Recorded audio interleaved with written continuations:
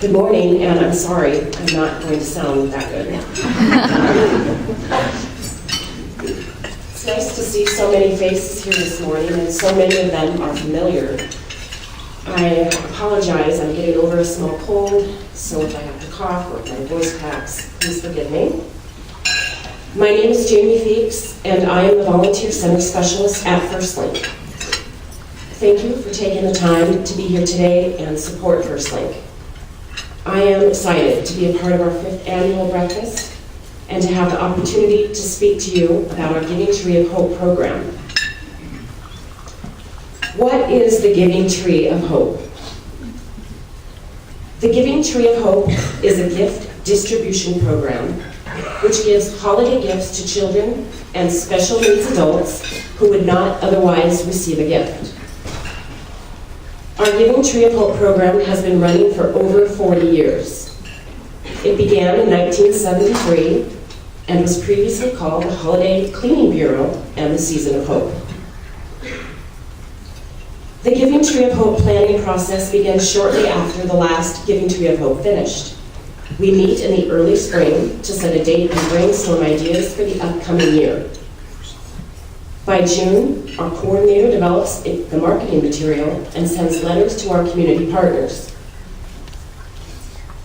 By July and August, we began coordinating with West Acres and began a spreadsheet for all businesses and agencies that would like to participate.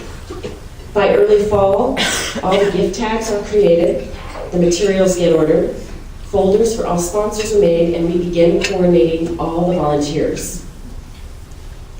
Our Giving Tree of Hope coordinator implements all volunteer schedules and manages the daily distribution at West Acres Mall, which begins the day after Thanksgiving. Every day between the day after Thanksgiving and the day we move the gifts to the Civic Center, a FirstLink's staff member goes to West Acres to collect all of the gifts dropped off at the mall and moves them to a storage pot. On Collection Day, which is usually a week or so before Christmas, the pot of gifts is delivered to the Civic Center and unloaded into a large room. We set up tables, a volunteer room, and arrange all of the gifts in lines separated by age and gender. We have Microsoft volunteers arrive and help wrap any unwrapped gifts. We unload gifts that are dropped off directly by schools, businesses, etc. We set up signs around the Civic Center and set up all supply stations. The distribution process. Now this is a very fun day. It's a lot of work, but loads of fun. Recipients arrive early and we open our doors at 8 a.m. Clients fill out a small registration sheet and stand in line to receive their gifts. Volunteers meet the recipients at the table. Some volunteers run to go get the gifts out of the appropriate lines, and other volunteers give directions. Recipients come to receive gifts for most of the day, and before we know it, it's 4 p.m. and time to clear out of the Civic Center. Now, this is the process in a nutshell. There's quite a bit of work that goes in to the Giving Tree of Hope. So, mark your calendars. For the Giving Tree of Hope this year, our collection day will be Tuesday, December 17th, and our distribution day will be Wednesday, December 18th, 2013. So why does FirstLink do all of this work for the Giving Tree of Hope? Because our Giving Tree of Hope program provides volunteer and donation opportunities for other businesses, churches, service clubs, and nonprofit organizations. The Giving Tree of Hope offers a time for many members of our community to give back. Over 61 different organizations and local businesses donated over 4,600 gifts this past year. And those gifts were given to local children and special needs adults. What an amazing collaboration and such a huge impact. We do this because the Giving Tree of Hope brings awareness to FirstLink and all of the services that we offer. FirstLink connects individuals to valuable resources in the community. And Giving Tree of Hope brings awareness to our recipients of all that FirstLink can do to help. Our recipients learn more about our link to volunteer opportunities, how we can connect them to thousands of local resources, as well as our 24-hour suicide lifeline and crisis intervention lines. Beginning this year, FirstLink is adding something new to our Giving Tree of Hope. We will be asking nonprofit agencies to attend a distribution day. It will be something like adding a nonprofit fair to the Giving Tree of Hope, and those agencies will set up booths and be available to help connect recipients to resources that they might need in our community, such as access to food pantries, shelter, counseling services, and more. We put on the Giving Tree of Hope for the recipients. Gift recipients can be anyone. Many recipients are new to the community and are trying to get their start. Some recipients lost their job and can no longer afford to buy gifts. Others experience adverse health issues which have set them back. It doesn't matter what their reasons are. We know that hard times fall on everyone. And during those hard times, the first thing to get eliminated is spending money on extra items such as gifts. We at FirstLink are so happy to provide children and special needs adults with gifts, and our recipients have expressed to us over and over how much it means to them that their child or family member will receive a gift during their time of need. This past Giving Tree of Hope season, a family came to us in need of help. The husband lost his job 2 weeks before Christmas. They knew they would not be able to afford gifts for their children, so they signed up to receive gifts.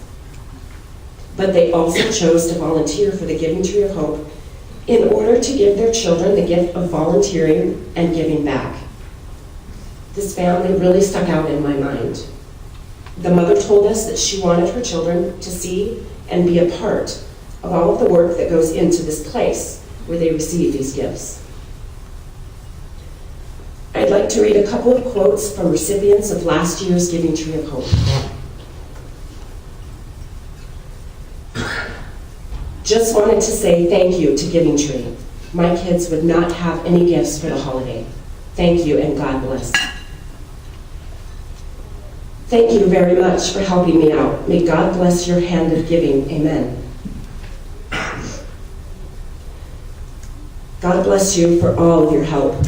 I am a single parent and have to stretch my income. Merry Christmas. Now I would like to direct your attention to our first link tree.